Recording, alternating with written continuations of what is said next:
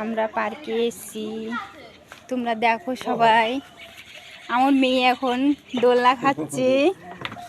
Hello নোনো বলো, hello hello বলো। বাবু কোথায় গেছে?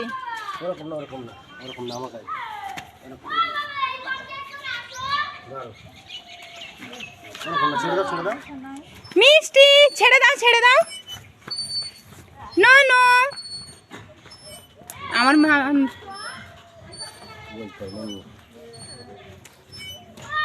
ভালো লাগছে মিষ্টি। হ্যাঁ ভালো তো। হে দাঁড়া দাঁড়া